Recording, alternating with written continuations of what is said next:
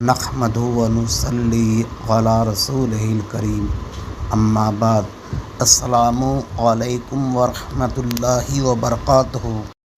اگر آپ نے ابھی تک اس چینل کو سبسکرائب نہیں کیا ہے تو اسے سبسکرائب کر لیں۔ دیوبندی ایک جہلہ کی جماعت ہے۔ اہل سنت و جماعت کو اہل سنت والجماعت کہتی ہے۔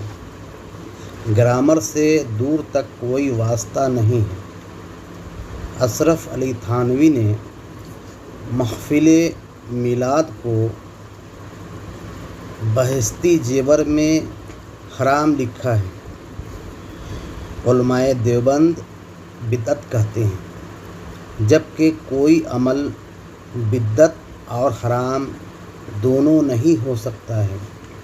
اگر بدعت ہے تو حرام نہیں ہے، اگر حرام ہے تو بدعت نہیں ہے۔ بدعت وہ جائز عمل کو کہتے ہیں جس کو سنت یا مستحب سمجھ کر کیا جائے اور وہ عمل نہ سنت ہو اور نہ مستحب، بلکہ شریعت میں نئی بات داخل کر دیا جائے۔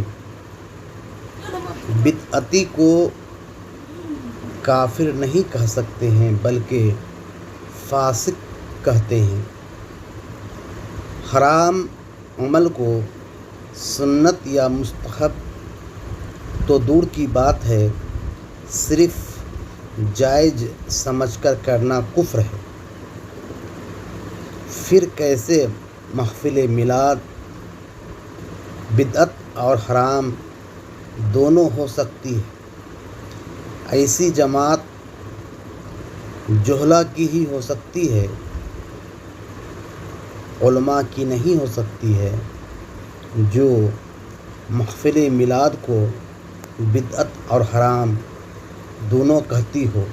وآخر دعوانا الحمد للہ رب العالمین۔